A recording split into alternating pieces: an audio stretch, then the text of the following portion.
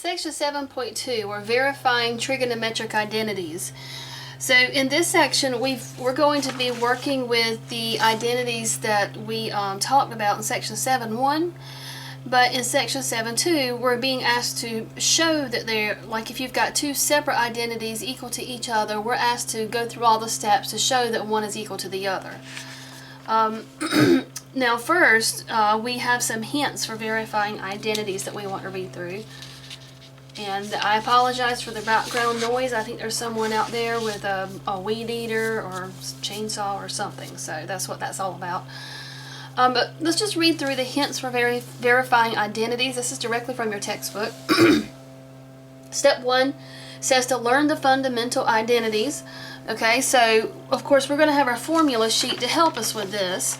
But if at some point you're going to be memorizing everything on here, we're just going to just continue to practice it, and the more we practice it, the easier it'll be to remember. So in step 1, learn the fundamental identities. Whenever you see either side of a fundamental identity, the other side should come to mind. Also be aware of equivalent forms of the fundamental identities. For example, sine square theta equal 1 minus cosine square theta means the same thing as sine square plus cosine square equal 1. Okay. Step 2, try to rewrite the more complicated side of the equation so that it is identical to the simpler side. Sometimes this is possible, sometimes it's not possible. Step 3, it is sometimes helpful to express all trigonometric functions in the equation in terms of sine and cosine and then simplify the result. 4, usually any factoring or indicated algebraic operations should be performed.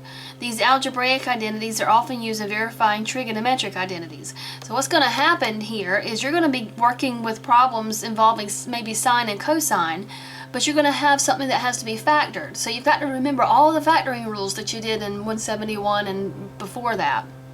For example, here you've got this, this is actually the sum of squares trinomial x squared plus 2xy plus y squared.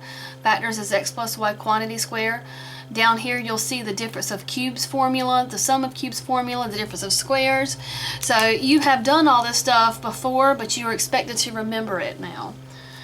Okay, so in this example, sine square x plus 2 times sine x plus 1 can be factored as sine of x plus 1 times sine of x plus 1, or sine x plus 1 quantity squared. So you have to be able to factor these things.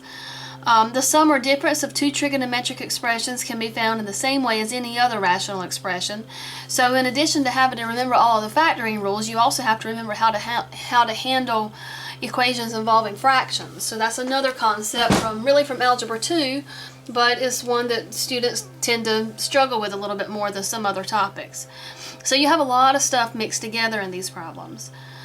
So in this example, they're showing how 1 over sine plus 1 over cosine, you would find the common denominator, sine times cosine, multiply the first fraction by cosine over cosine to give you this first term, multiply over here by sine over sine to give you this term, and then keep the common denominator and add across the top, giving you cosine plus sine over sine times cosine. So this is just all rules for, this is just basic adding fractions. This is what's going on here. But you have to be able to remember all that. When selecting step 5, when selecting substitutions, keep in mind that the side that is not changing, let me read that again. When selecting substitutions, keep in mind the side that is not changing because it represents the goal. For example, to verify the equation tan squared plus 1 equal 1 over cosine square, think of an identity that relates tan to cosine. So you try to write this in terms of cosine to make it look like that. Okay, so in this case, because secant equals 1 over cosine and secant square equals tan squared plus 1, the secant function is the best link between the two sides. Okay, and then finally, if an expression contains 1 plus sine x, multiplying both the numerator and denominator by the conjugate 1 minus sine x will give 1 minus sine square, which can be replaced with cosine square. So, long story short, you may also be multiplying by conjugates to help you simplify fractions and get them in the desired form. So remember conjugates, I've been talking about this on my 171, I don't think I've talked about it with you. But an example would be, like if you're rationalizing a denominator maybe, you've got 5 over 3 plus square root x, you can rationalize that denominator if you multiply by the conjugate, 3 minus square root x. So conjugates are going to be helping you here as well.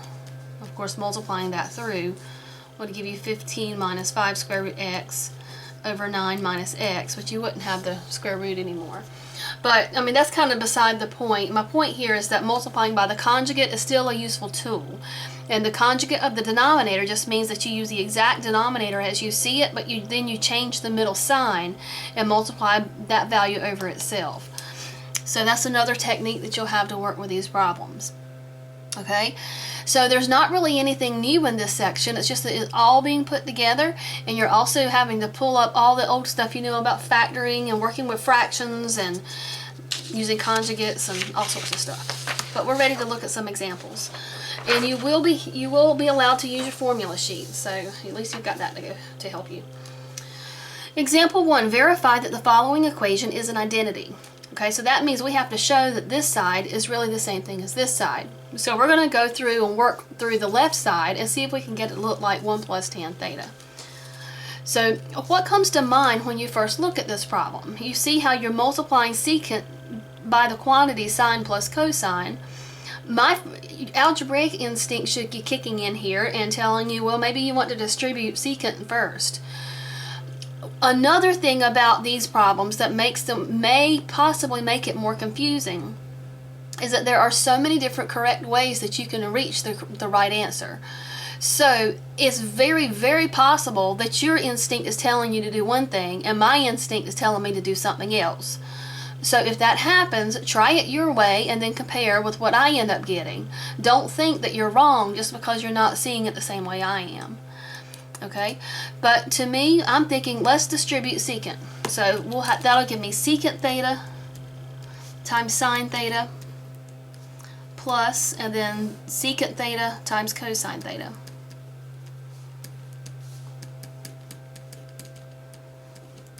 Okay, I'm not doing anything with the right side except bringing it down each time because I'm trying to make my left side look like my right side. What can I do on the left side? Well, now I'm noticing reciprocal functions. What can I do to make those look better? I know that secant is 1 over cosine. So if I multiply secant by sine, I'm getting sine over cosine. And same thing here. Secant is 1 over cosine. So multiply those together, I've got the cosine in the numerator, and then secant is going to give me cosine in the denominator. Okay, so is that clear? Basically, the reciprocal function, I just put its reciprocal in the denominator each time. So secant was 1 over cosine, cosine went in the bottom. Here, same thing, secant is 1 over cosine, cosine goes in the bottom. Alright, now look at your formula sheet. Sine over cosine, you may already know this. What's another way that you can write sine over cosine? Well, we have the quotient identity that tells us that's the same thing as tan theta. And cosine theta over cosine theta, that's the same thing over itself, so that's equal to 1. Okay, and now I can see that my left side and my right side are equal, so I'm done. So that's example 1.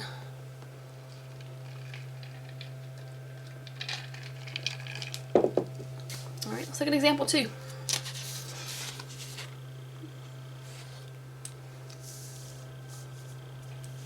Verify that the following equation is an identity.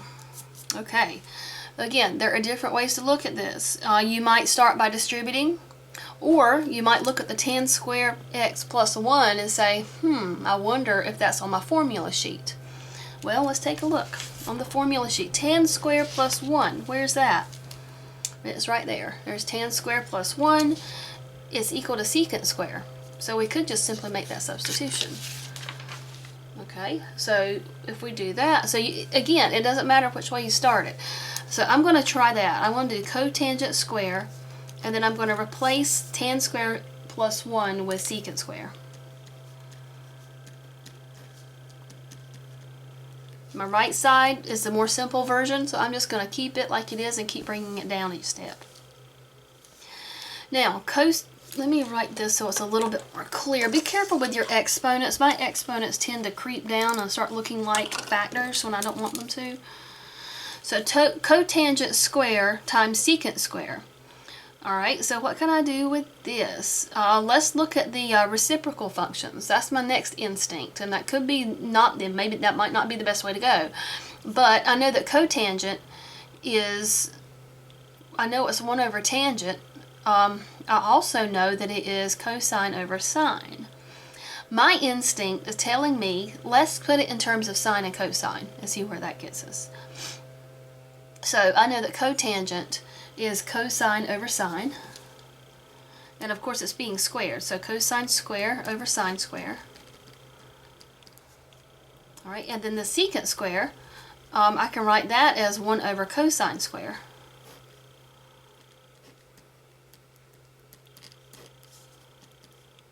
Cosecant on the other side, I'm going to keep it like it is for now. But I'm getting something, getting some good results here. Notice what's happening. Cosine square over cosine square, that cancels, and I'm left with 1 over sine square. And that's giving me exactly what I need, because I know 1 over sine square is equal to cosecant square. So cosecant square equal cosecant square, and I'm good. So I showed that they were equal to each other.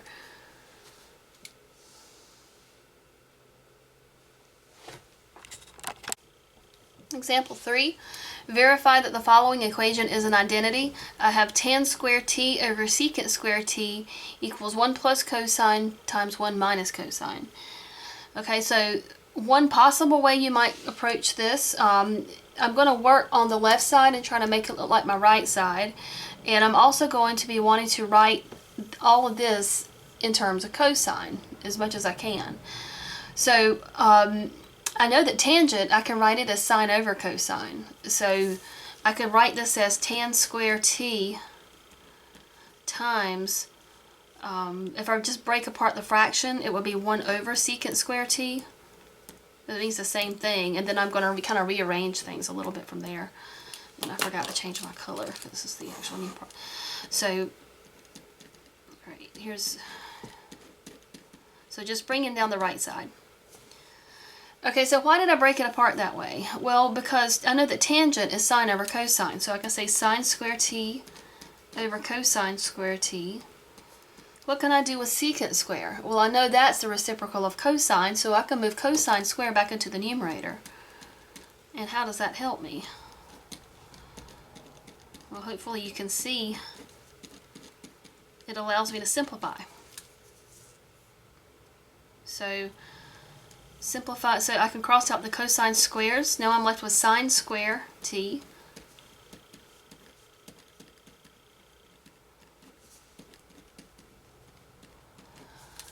okay, so how does that help me? Well, let's look at the formula sheet. Look for another way that you can write sine square that might involve cosine. Alright, the very first Pythagorean identity, we know that sine square plus cosine square equals 1. So if I manipulate that, solve this for sine square, I can subtract cosine square on both sides. So sine square is equal to 1 minus cosine square. So we can replace this with 1 minus cosine square t.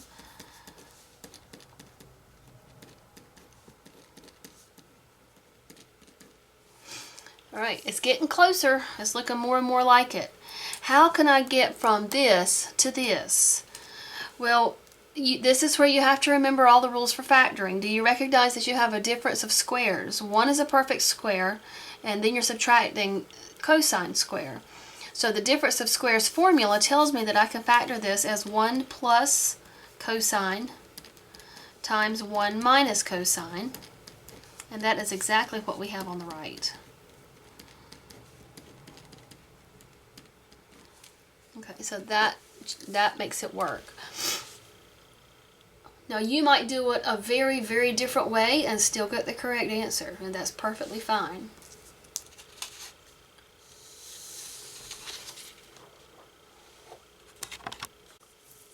Example 4. Verify that the following equation is an identity.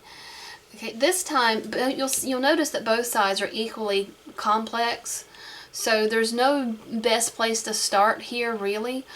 I'm probably gonna be doing some work on both sides, and if I can end up with both sides being equal to each other, then I will have shown that they are an identity, that they're equal to each other. Now, as far as how to start this, it takes a lot of practice to really know how to approach it. One thing that I'm noticing looking at this, I've got cosecant x in this numerator, sine x in this denominator. Okay, well I know that that's the same thing because cosecant is 1 over sine. So it shouldn't be hard to make this match this. But what about these two pieces? Secant plus tangent over here in the numerator, secant minus tangent in my denominator. The best thing that I can think of that really makes sense here is if I were to multiply the numerator and denominator by the conjugate of this. The conjugate here is the same thing, but just change the middle sign. So I'm going to multiply the numerator and the denominator by the secant plus tangent, and hopefully that'll give me the numerator that I'm needing there. Okay, so I'm going to rewrite the left side like it is for now. Not really doing anything here yet. On the right side of the problem, I'm going to multiply the top and the bottom by the conjugate of the denominator. So I'm going to multiply that by secant x plus tan over secant x plus tan x. And of course I'm going to be foiling and distributing and all that good stuff there. Okay, so left side still staying the same.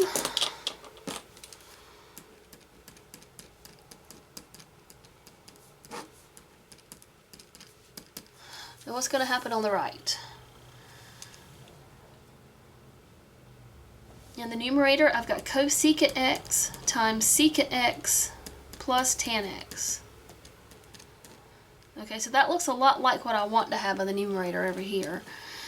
In my denominator, if I FOIL that, I'm going to have secant square x. Okay, because they're conjugates, I already know that the middle terms are going to cancel out. So if I do the outer secant x times tan x, then subtract tan times secant, that's going to cancel out because they're conjugates. And then I can do the last tan x times tan x, so that's going to be minus tan square x. Okay.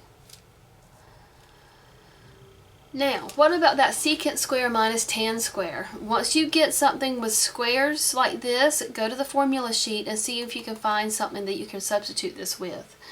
Looking at the formula sheet, I see that Pythagorean identity in the middle, tan square plus 1 equals secant square. Okay, if I subtract tan square from both sides, I get 1 equals secant square minus tan square. And that's exactly what I have. So I can replace this with a 1. Okay, and that is going to help me out a lot. So from here, now on the left side, we've got secant x plus tan x over sine x. Nothing's changed on the left. On the right side, I'm left with cosecant times secant x plus tan x. I'm almost done. Okay, so I've got secant plus tan on both sides. On the left, I've got sine in the denominator. Over here, I've got cosecant, but I know that that's the reciprocal of sine, so I'm done. So I've got my left side equals, and then on the right side, I'm going to rewrite cosecant with the fraction, putting sine in the denominator. And my numerator is secant x plus tan x. Okay, and they are now exactly the same on both sides, so I'm done. Now, don't expect to be able to do all of these in just a minute or two like I did, because I had to play with it quite a bit before I showed you how to do it. So you're going to have to do the same thing. You're going to have to play with these a lot, and sometimes don't be surprised if you come across problems that you cannot get to work. That's okay. Do the best you can with it. Come back to it, and we'll talk about some of those together whenever you get stuck. Okay, I've got one more example to do with you.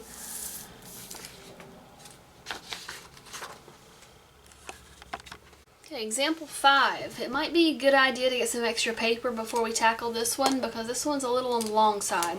This is where you really get to see how how interesting these problems can become. Hopefully you'll enjoy it. It's definitely going to be a challenge.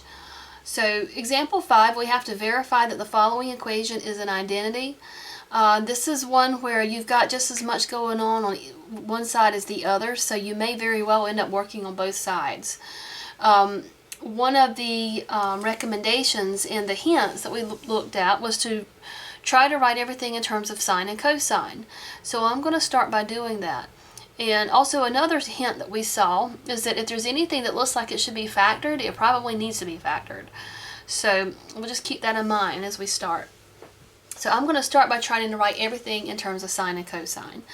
So working on the left side of this, cotangent, I know of course is 1 over tangent, but I don't really need it in terms of tangent, so instead of writing it as 1 over tangent, let's write it as cosine over sine. So I've got cosine alpha, let me move my camera. Okay, I've got cosine alpha over sine alpha equals cotangent. And then cosecant is 1 over sine. In my denominator, I can write cosine over sine for cotangent plus 1 over sine. Okay, on the right side, one thing that jumps out at me is that numerator. Look at that numerator. This is something that we can factor. It's a trinomial, and this is actually that. I think it's like a. It's a perfect. I think it's a perfect square trinomial. So let's see what happens if we try to factor this. So 1 times 1 will give you the first term. Cosine times cosine will give you the last term. So cosine alpha. And then how would I do my signs? I need to multiply the last terms to get the plus, so make them both negative to get the -2 in the middle. So that's just basic factoring trinomials there. So factoring that numerator gives me 1 minus cosine times 1 minus cosine. So now everything is in terms of sine and cosine, so that's a good place to, hopefully is going to get us where we need to go. The next thing I want to look at over here on the left side is I've got this fraction inside a fraction, so we need to work on simplifying that. There are different ways that you can tackle it, but one thing that jumps out at me looking at the left side of this, every one of these denominators is the same thing, sine. So you can multiply the numerator, the big numerator over the big denominator by that LCD to eliminate all of those little fractions. So I'm going to rewrite this.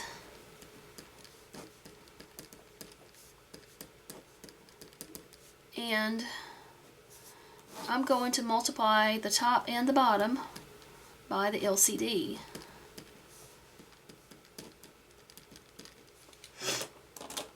So I'm going to multiply the entire numerator by sine alpha, you can think of it as over 1, times the entire denominator by sine alpha over 1. Because hopefully you see that you recognize that you're multiplying the same thing over itself, so you're just multiplying all this by 1 by doing sine over sine. And then the right side I'm just going to bring along like it is for now.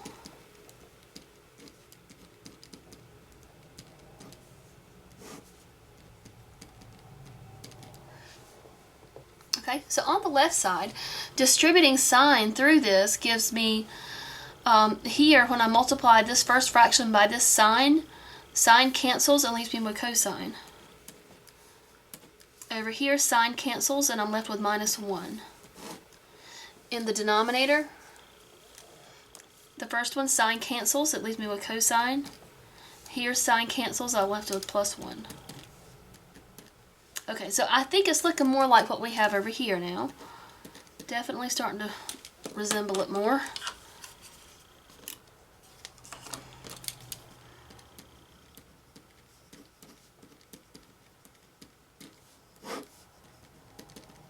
Okay, now what do we do? Well, at this point, I'm thinking, I see a term that has a square. I've got a sine square. Look at the formula sheet and see if you see sine square. What is sine square equal to? But the Pythagorean identity sine square plus cosine square equals 1. If I subtract cosine square from both sides, I'm left with sine square equals 1 minus cosine square. So what if we made that substitution? Now, it might not be obvious to you to think of doing that, but that's just something that happens as a result of just playing around to see what you can do with it. I'm going to substitute the sine square alpha here with 1 minus cosine square alpha. Okay, so the Pythagorean identities tell me that's the same thing. And then, let's go to the next page.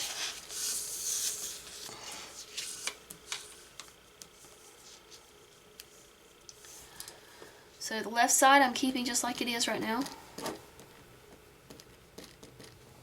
Right side on the top is staying the same. My denominator, I'm going to distribute that -1 through, so it becomes -1 plus cosine square. Maybe I don't want to do that yet. Let's not distribute yet. We've got negative parentheses 1 minus cosine square. So that negative is still sitting out there in the front.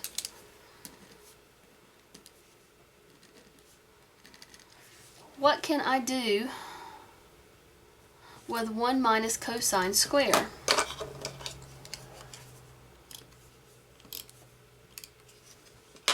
Okay, so we got 1 minus cosine square when we substituted it in place of the sine square. But 1 minus cosine square can be factored. Okay, we did this earlier. 1 minus well, I don't know if we factored this one earlier, but 1 minus cosine square is a difference of squares. Okay, so I'm just bringing all this down. The numerator on the right is still the same. In the denominator, I've got the negative sitting out here. And then the difference of squares formula is going to give me 1 plus cosine alpha times 1 minus cosine alpha. And now things are starting to look good for us. Okay, so I just factored this using the difference of squares, and it gave me this. The negative is still sitting in the front. I've not used that negative. It's just sitting out there. What can I do on the right side? Can I simplify anything? 1 minus cosine over 1 minus cosine, I can get rid of that. So just rewriting this, just cleaning it up. My negative is still sitting on the outside. So I've got negative parentheses 1 plus cosine alpha. Now, what do I do? I'm almost there. Look at the numerator. Cosine alpha minus 1. Over here I have positive 1 minus cosine alpha. So it's the same thing, but the signs are opposite. In my denominator, cosine alpha plus 1, and then inside parentheses, 1 plus cosine alpha, that is the same. So just if I ignore the negative in the denominator, my denominators match. My numerators would match if the signs were opposite. So really, I'm done. This negative, if I move it into the top and distribute it, the two sides will be exactly the same. What allows me to move that negative? Well, think about, it's just basic rules for fractions and signs. Really, it's rules for integers, dividing numbers with negatives. But anyway, if you've got all right, so let's just say you've got negative 1/2. That's the same thing as putting the negative in the top, or it's the same thing as putting the negative in the bottom. So if you're working with a negative fraction, the negative can go in the top or it can go in the bottom. Either way, it's still going to give you the same negative fraction. So it is perfectly acceptable to just move that negative into the numerator. Okay, so if I do that, I'm going to have negative parentheses 1 minus cosine alpha in the numerator. The denominator is just going to become 1 plus cosine alpha. And then if I distribute my negative in the top, I think we're done. My numerator becomes negative 1 plus cosine alpha. My denominator is 1 plus cosine alpha. Okay, so on the left side, I've got cosine alpha minus 1 equals -1 plus cosine alpha. That's the same thing. Denominator, cosine alpha plus 1 equals 1 plus cosine alpha, and that's the same thing. So we've shown that the two sides are equal because they're giving us the same thing on both sides. Okay, now I encourage you to go back and review all those steps because you're going to be needing to use similar steps for some of the problems that you'll be doing. But this concludes section 7.2. This is what, yeah, this is as far as I'm going to go with this. There might be an application that we'll talk about a little bit later, but this is the bulk of what you need to be able to understand for section 7.2. So you just have to spend a lot of time practicing this. And I'm going to stop here, and I will see you in class. Thank you.